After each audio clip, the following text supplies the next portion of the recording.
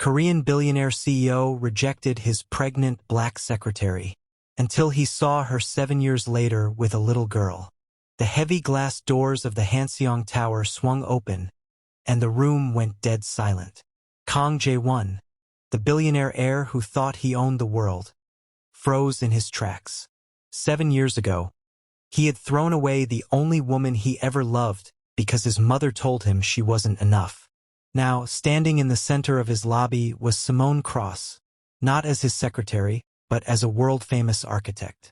She was more beautiful than he remembered, her mahogany skin glowing under the lights, her eyes filled with a cold fire that made his blood run cold.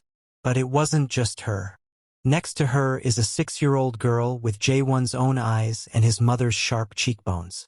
In that moment, the secret he tried to bury came back to haunt him, and he realized he had traded his soul for a throne. If the man who broke your heart, publicly rejected you and denied your child suddenly wants a spot in your life, would you show him mercy or show him exactly what he lost? Welcome to Afro-Seoul Heart Stories. Besties, before we dive into this tale of betrayal and ultimate redemption, we want to get to know our community. Drop a comment below and tell us, where in the world are you watching from right now? And what time is it for you? We'd love to know how far our stories reach. If you're ready to see how a powerful woman took back her crown and made a cold billionaire fall to his knees, go ahead and smash that like button and hit subscribe with notifications turned on. You don't want to miss a single second of the drama we have coming for you. And trust me, your support is what keeps these stories alive. Now, grab your tissues and settle in, because the past is about to catch up with the present in the most explosive way possible. Let's get into the story. The lobby of the newly opened Hanseong Tower Seoul smelled of fresh lilies and expensive ambition.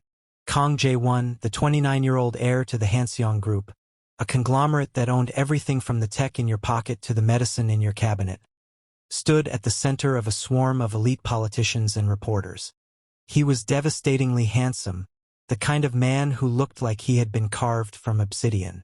Since the age of 23, his face had graced every business magazine in Asia.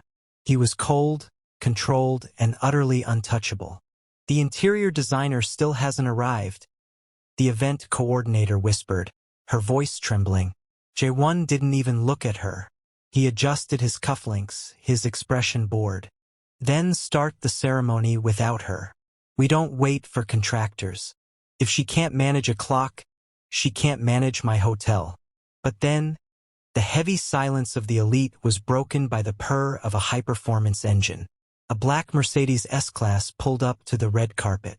When the door opened, the crowd parted like the Red Sea. Simone Cross stepped out, and for a moment, even the cameras stopped clicking. She was a vision in a cream-colored designer pantsuit that complemented her polished mahogany skin perfectly. Her hair, styled in sleek microlocks and pulled into a high, architectural bun, gave her the air of a modern queen.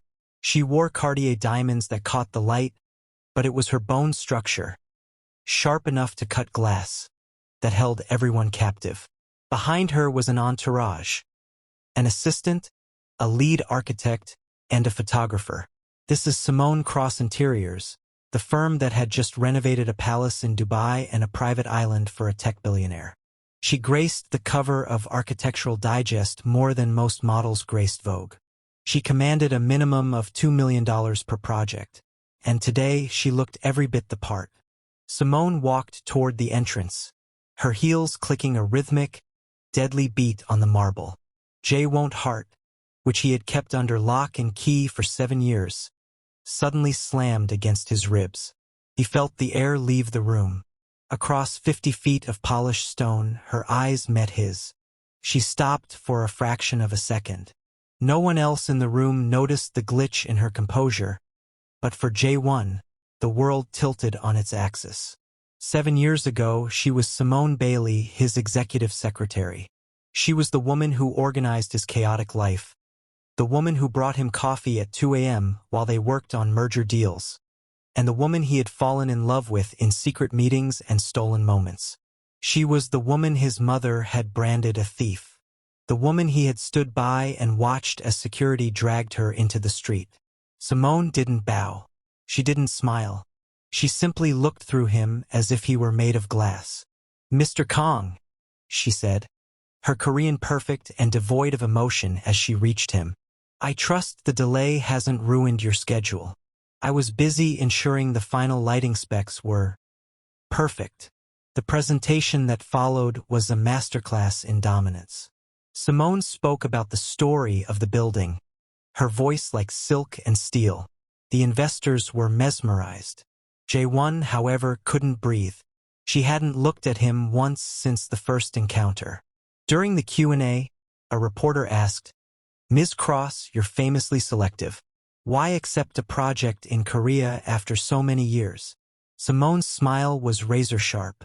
"Because I wanted to prove something. To myself." Her eyes finally landed on Jae-won, heavy with a silent accusation. "I wanted to prove I could stand in this room and belong here, not as someone's assistant, but as the architect of their future." The dismissal was surgical.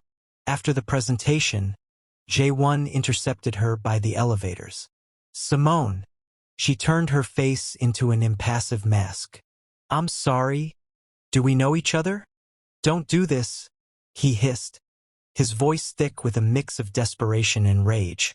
"Mr. Kang, I'm sure we've met in passing at industry events, but I work with many clients. You'll have to forgive me if I don't remember every handshake." She stepped away, her assistant leaning in to whisper about a waiting car. As she walked toward the exit, Jae-won's eyes drifted to the lobby lounge. Sitting there, guarded by a suit-clad security detail, was a little girl, maybe 6 years old. She was coloring in a sketchbook, headphones on, blissfully unaware of the tension in the room. She was beautiful caramel skin, long curly hair tied in 2 puffs with silk ribbons. She looked up, and Jae-won's heart stopped. She had his eyes, the same dark, almond shape, the same distinctive double eyelid, and his mother's high, unmistakable cheekbones. The resemblance wasn't just there, it was undeniable. It was a mirror held up to his greatest sin. That night, the Hanseong penthouse was a tomb. Jae-won sat in the dark, the city lights of Seoul shimmering below him like fallen stars. On his laptop was every scrap of information his private investigators could find on Simone Cross. 7 years, he whispered to the empty room. The report was staggering. Simone Bailey had vanished from Korea in 24 hours after her termination. She had resurfaced in New York 4 years later, not as a secretary, but as a design prodigy. She had put herself through school while working 3 jobs. Her rise was meteoric, but it was the personal file that made his hands shake. Personal life. Single mother. Daughter, Naomi Cross. Age 6. Jae-won closed his eyes, and the memories he had tried to bury for nearly a decade came screaming back. 7 years ago, the office was quiet. The only sound was the hum of the air conditioner. 22-year-old Simone was at her desk, her brow furrowed in concentration as she translated a German contract. Jae-won, the young heir, stood in his doorway, watching her. She was beautiful, yes, but it was her mind that had trapped him. She was the only person in his life who didn't look at him and see a bank account. "You're still here," he said softly. She looked up, startled, a small smile playing on her lips. "This contract won't translate itself, Mr. Kang. Call me Jae-won. We're alone." He had walked over to her, his heart racing. That night he had kissed her, and for a year, their life was a beautiful, dangerous secret. They had dates in hidden rooftop gardens. They spent weekends at his family's remote villa. He had promised her the world. He had told her that he would change the rules of his family for her. Then came the day the world ended.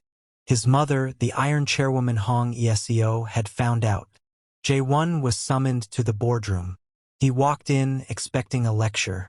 Instead, he saw Simone standing in the center of the room, surrounded by security. She was shaking, her eyes red from crying. "Jae-won!" she cried out, reaching for him. Tell them it's a lie. His mother sat at the head of the table, tossing a folder toward him. Corporate espionage, Jae-won. She's been selling our tech specs to the Japanese. We have the bank transfers. We have the footage of her on your computer. It's fake. Simone screamed. Jae-won, I don't even know the password to those files. Your mother planted them. Jae-won looked at the files. They were perfect forgeries. He knew his mother. He knew she was capable of this. But he also looked at the board of directors. If he defended a thief, he would be stripped of his title.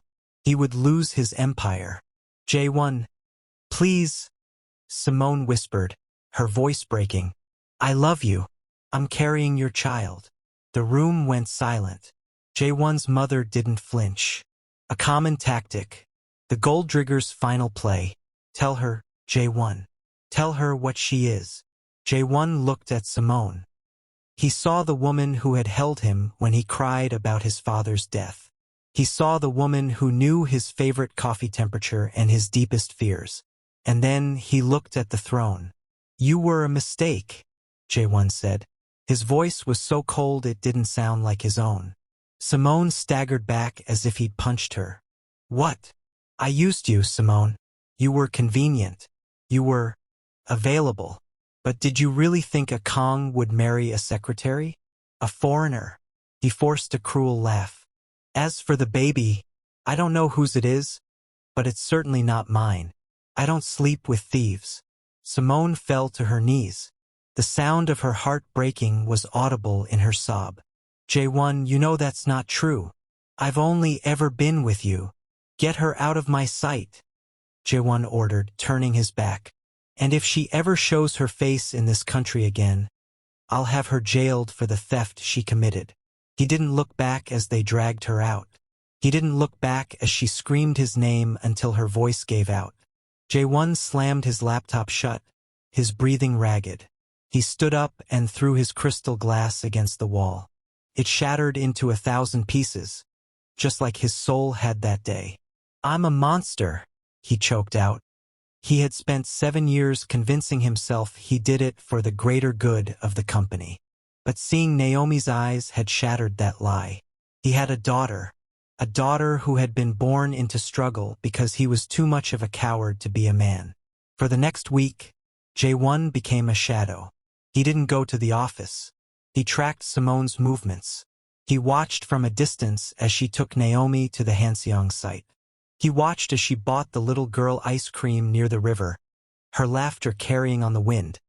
A sound he didn't deserve to hear. Finally, he caught her alone. Simone was leaving the Shilla Hotel late at night, walking toward her waiting car. The parking garage was empty, the fluorescent lights flickering. Jae-won stepped out from behind a concrete pillar. Simone. She didn't jump. She didn't even quicken her pace. She just stopped inside. A sound of pure exhaustion. You're persistent, Mr. Kang. I'll give you that. We need to talk about Naomi. Simone turned then, and the look in her eyes was enough to make a lesser man flee. You don't get to say her name.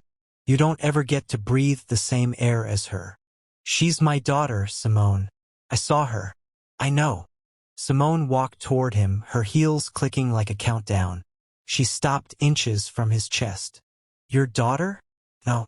That child was born in a public ward in New York while I was hemorrhaging on the table. She was raised on ramen noodles and grit while I worked 3 jobs to keep us in a 1-bedroom apartment. I was a coward, Jae-won whispered. My mother. Don't you dare blame your mother. Simone's voice cracked the air like a whip. Your mother didn't open your mouth and tell me I was a whore. Your mother didn't look me in the eye and tell me my baby was a bastard. You did that, Jae-won. You looked at the woman who loved you and you chose a chair in a boardroom. I thought I was protecting the legacy, he pleaded. What legacy? Simone laughed. A harsh, jagged sound. A legacy of spineless men? Naomi doesn't have a father. Her father died 7 years ago in a boardroom. You're just a ghost in an expensive suit. I want to make it right, Jae-won said. reaching out to touch her arm. She flinched away as if his skin was acid. Touch me again and my bodyguard will ensure you never walk again. You want to make it right? Fine. Give me 7 years.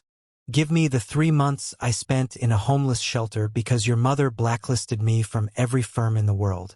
Give me the nights I cried myself to sleep wondering how I was going to buy diapers.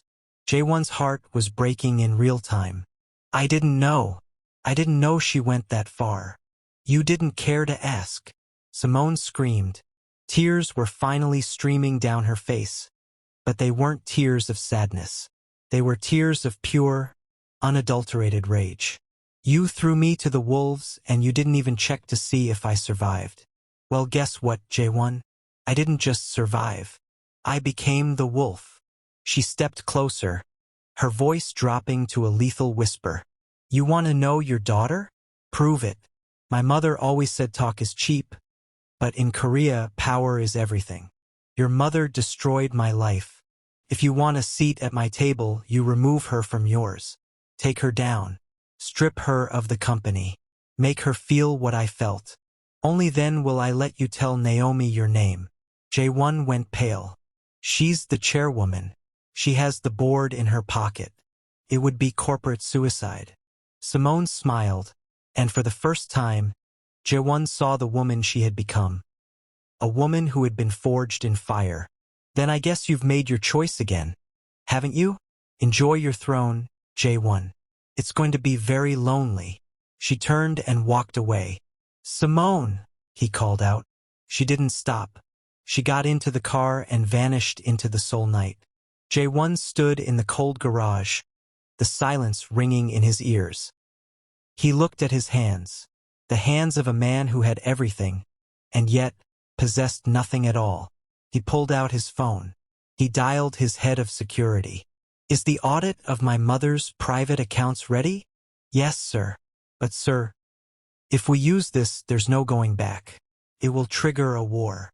Jae-won looked at the spot where Simone had stood. He could still smell her perfume, scent of sandalwood and victory. Start the war, Jae-won said. I'm done being a coward. If you're enjoying this story of revenge and redemption, make sure to hit that like button and subscribe.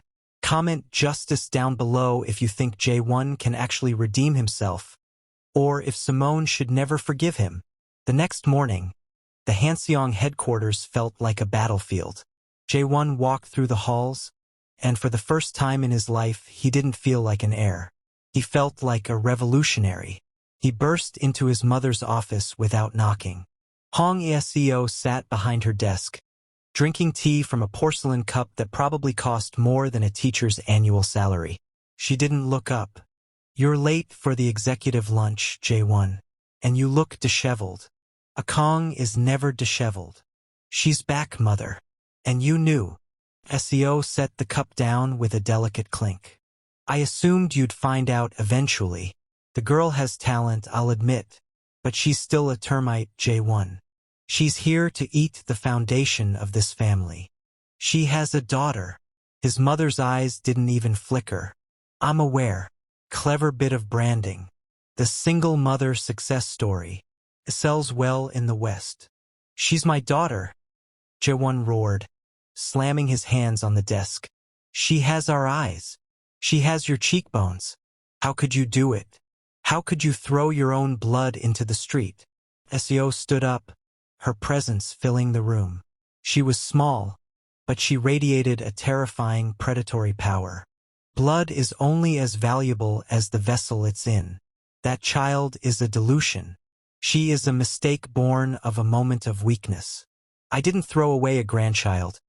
I pruned a dead branch so the tree could grow. The tree is rotting, Jae-won spat. Because of you. Careful, my son, she warned. I made you. I can unmake you. One word to the board, and you're back in the gutter where you found that girl. Jae-won pulled a flash drive from his pocket and set it on the desk. Go ahead. Call the board. But before you do, you might want to look at the records of the 2018 charity, funds you siphoned to bribe the Minister of Land. Or perhaps the evidence of how you framed a certain secretary for corporate espionage using company resources. SEO's face finally changed. The color drained from her lips. You wouldn't. I already have, Jae-won said, his voice steady. I've sent copies to the prosecution and the 3 largest news outlets in the country. They have instructions to release it in 1 hour unless you resign. Immediately.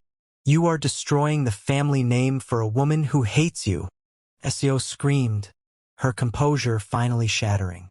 She is using you to get her revenge, and you're falling for it like a dog. Maybe, Jae-won said, but at least I'll be a dog with a soul. Goodbye, chairwoman. The emergency boardroom was silent, the air thick with the smell of expensive cologne and sheer terror. 15 of the most powerful men in South Korea sat around a table made of ancient mahogany, their eyes darting between the young prince, Jae-won, and the Iron Queen, ESEO. This is madness, one board member whispered. To remove the chairwoman now would tank the stock. Hanseong will lose 20% of its value by morning. Hanseong is already losing its value, Jae-won countered, his voice booming. It is losing its integrity. My mother didn't just build this company. She turned it into a weapon. She used it to destroy an innocent woman 7 years ago, and she's been using it to bribe officials and siphon funds ever since. If we don't clean house now, the prosecutors will do it for us. And they won't be as gentle. Seo stood at the head of the table, her hands trembling. Not with fear, but with a rage so potent it seemed to vibrate the air. You think you can lead them? You, who is throwing away a legacy for a girl who was nothing more than a temporary distraction. She wasn't a distraction, Jae-won roared. She was the only real thing in my life. And that girl is more of a titan than any of you.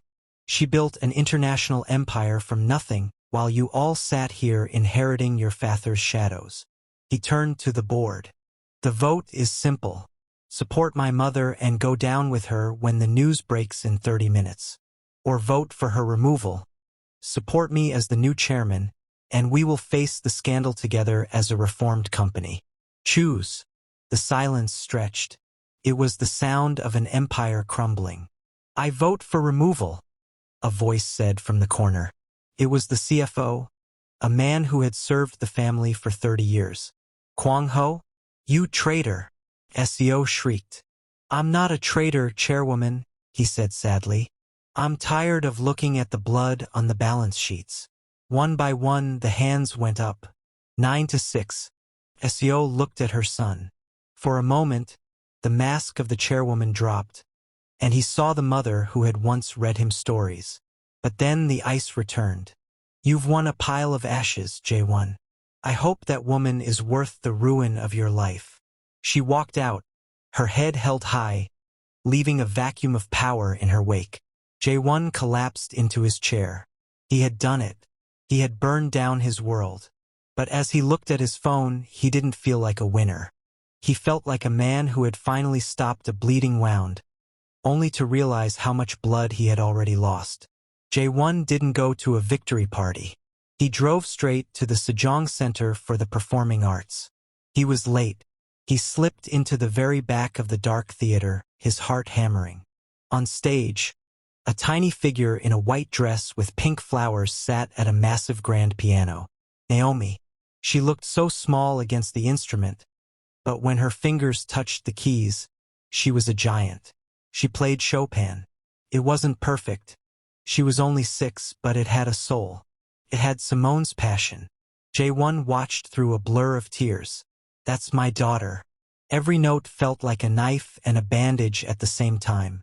He saw Simone sitting in the front row, her back straight, her head nodding slightly to the rhythm.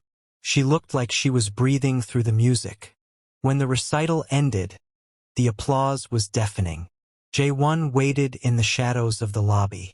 He watched families reunite, children hugging their fathers. He felt like an alien watching a species he didn't belong to. Finally, he saw them. Simone was carrying a bouquet of sunflowers, Naomi's favorite. Mommy, did I do good? Naomi's voice was high and sweet. "You were magnificent, my brave girl," Simone said, kissing her forehead. Jae-won stepped out. Simone saw him and immediately pulled Naomi closer, her eyes flashing. "I told you not to approach us," she whispered harshly. "It's done," Jae-won said. "She's out. I've called for her resignation. The evidence is with the prosecutors. Hanseong is... It's changing. I'm changing." Simone searched his face. She saw the exhaustion, the grief, and the strange, new light in his eyes. The anger in her didn't vanish. 7 years of pain don't disappear in a day, but it softened at the edges. "Naomi," Simone said quietly, "go to Auntie Sarah for a moment. I need to speak to this man." Naomi looked at Jae-won with curiosity. "He's the pretty man from the hotel," she whispered to her mother. Jae-won's heart nearly stopped. "You think I'm pretty?" Naomi giggled. "You look like the prince in my storybook. But you look sad." "I was sad," Jae-won said, kneeling so he was at her eye level. "But seeing you play made me very, very happy." When the nanny took Naomi away, Simone turned to him. "You actually did it. You destroyed your own mother." "I didn't destroy her. I stopped her. There's a difference." Jae-won stood up. "I'm not asking for your forgiveness, Simone. I know I don't deserve it. But I want a chance to be the man I should have been 7 years ago. I want to know her. I want her to know that she has a father who would burn the world down for her." Simone looked at the bouquet in her hands. "It's not going to be easy, Jae-won. My daughter doesn't need a chairman. She needs a dad. She needs someone who shows up for the scraped knees and the nightmares. Can you be that man when the stocks are crashing and your mother is screaming in your ear?" "Test me," Jae-won said. "1 day a week," Simone said, her voice trembling. "Supervised. At my house or in public. If you miss 1 second, if you make her cry once, you are dead to us. Do you understand?" "I understand." For the first time in 7 years, they didn't look like enemies. They looked like two people standing on the ruins of a disaster, trying to decide if they could build something new. The next 2 weeks were the happiest of Jae-won's life. He took Naomi to the zoo, where he learned she was terrified of the giraffes but loved the penguins. He took her to a children's museum, where he let her paint his expensive tie with bright blue acrylics. He was learning her. He was also learning Simone again. They would sit on a park bench while Naomi played, talking about the years they lost. Not the pain, but the small things. "She loves strawberries," Simone said one afternoon. "She'll eat an entire carton if you don't watch her." "I used to love strawberries," Jae-won said, "before my mother told me they were too common for a Kong." Simone looked at him, and for a second, the old flame flickered in her eyes. "You're starting to look like yourself again, Jae-won. Not the suit, the man. But peace is a fragile thing in the world of the powerful." Jae-won was in his office late on a Tuesday, preparing for the press conference that would announce the new Hanseong. His phone rang. It was Simone. He answered with a smile. "Hey, did Naomi like the..." "Jae-won." Her voice was a broken whisper, a sound of pure, raw terror. "She's gone." The pen in Jae-won's hand snapped. "What do you mean, gone?" "We were at the Shilla. I turned my back for 2 minutes to pay the bill at the cafe. She was right there. And then, she wasn't. The security footage, 2 men in masks. They took her through the service exit." Jae-won was already grabbing his coat, his blood turning into ice. "I'm coming to you. Call the police. I'm calling my security team." "Jae-won, wait," Simone sobbed. "They left something. In her sketchbook. It's a photo of your mother. And a note." "What does it say?" "It says, 'Some debts can only be paid with blood.'" Jae-won's world stopped spinning. He ran to the elevator, his mind racing. His mother. She wouldn't. She couldn't. Even she wouldn't kidnap her own grandchild. He sped through the streets of Seoul, ignoring every red light. His phone buzzed. An unknown number. Where is she? Jae-won screamed into the phone. Mr. Kang, a woman's voice said. It wasn't his mother. It was cold, clinical, and filled with a different kind of hate. Your mother made many enemies. She stepped on 1,000 people to build her throne. My son was one of them. Who are you? The mother of a boy who died in your factory because your mother cut corners on safety. The wife of a man who took his own life when your mother bankrupted his small business. We don't want your money, Jae-won. What do you want? Justice. A confession. We want your mother to go on national television and admit to every crime, every death, every cover-up. If she doesn't do it by midnight tomorrow, you can collect your daughter. But you won't like the state she's in. The line went dead. Jae-won arrived at the hotel to find Simone collapsed on the floor of the lobby, surrounded by police. She looked up at him, and the look of betrayal in her eyes was worse than the day he fired her. This is your family, she screamed, hitting his chest. This is your legacy. My daughter is in a cage because of your mother's sins. I will find her, Jae-won vowed, holding her wrists. I will find her if I have to burn this city to the ground. Jae-won drove to his mother's private estate. He didn't use the gate, he rammed his car through it. He burst into the house. So was sitting in her tea room, as if nothing had happened. Where is she? Jae-won demanded, his eyes bloodshot. I assume you're talking about the child, Yeseo said, pouring tea. I heard. How unfortunate. They want your confession, mother. They want you to admit to the factory deaths. If you don't, they'll kill Naomi. Yeseo looked at him with a chilling indifference. And if I confess, I go to prison for life. The Kang name is erased. Everything I built vanishes. Your granddaughter is going to die, Jae-won screamed. A sacrifice for the greater good, Yeseo said softly. I told you, Jae-won, that child was a mistake. Perhaps this is the universe's way of correcting it. Jae-won stared at the woman who gave birth to him. He realized then that she wasn't human. She was a monument to ego. You're right, Jae-won said, his voice becoming eerily calm. The universe is correcting a mistake. But it's not her. It's you. He pulled out his phone. I'm not waiting for your confession. I've already authorized the release of the secondary files. The ones involving the factory deaths. I'm turning myself in as an accomplice for not speaking up sooner. We're both going down, mother. But I'm going down to save my daughter. You're going down because you have nothing left to live for. He walked out as his mother finally began to scream. A high, thin sound of a woman who realized she had lost her last pawn. Jae-won didn't wait for the police. He used his own security's GPS tracking on the kidnapper's burner phone. He found the location. An abandoned Hanseong warehouse on the outskirts of the city. He arrived alone. He didn't care about his life. He fought through 2 guards, his knuckles bleeding, his suit torn. He burst into a cold, damp room in the back. Naomi was there, tied to a chair, her eyes wide with terror. Daddy, she cried. The word hit Jae-won like a physical blow. Daddy. A woman stood over her with a knife. Your mother isn't coming, is she?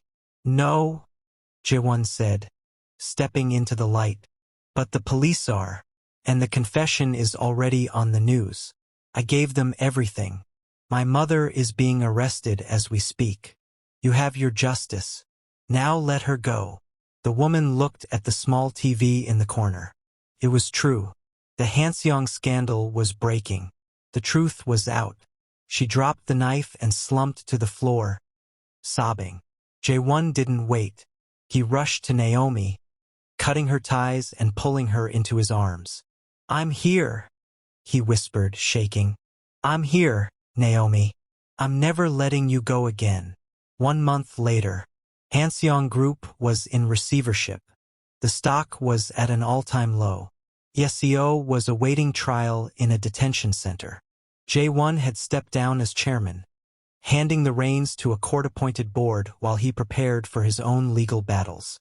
He was sitting on a bench at the airport, Simone and Naomi were standing in front of him. Their luggage was packed. "You're really going back to New York?" Jae-won asked. "I have to," Simone said. "My life is there. My business is there. And Naomi, she needs to be away from this city for a while." Jae-won nodded, his heart heavy. "I understand." Naomi ran up and hugged his knees. "Are you coming to visit us, Daddy?" Jae-won looked at Simone. She didn't look away. "As soon as my trial is over," Jae-won said. "And as soon as your mommy says it's okay." Simone reached into her bag and handed him a small envelope. "It's a ticket. For 6 months from now. I figure by then, you'll have cleaned up your mess." Jae-won took it, his fingers brushing hers. "Simone, why? After everything?"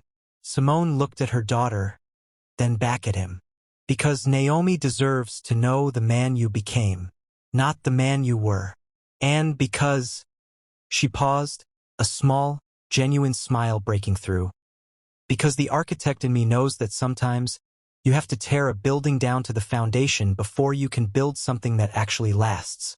She leaned in and kissed his cheek. "Don't be late for this flight, Jae-won. We don't wait for contractors." She took Naomi's hand and walked toward the gate. Jae-won watched them go. A man with no crown, no empire, and no throne. But as he looked at the ticket in his hand, he realized he finally had everything. What an ending. Do you think Jae-won truly redeemed himself? Or did he do too much damage? Should Simone ever fully take him back? Let us know in the comments below. If you loved this emotional roller coaster, make sure to smash that like button and subscribe for more epic stories of love and revenge. See you in the next one.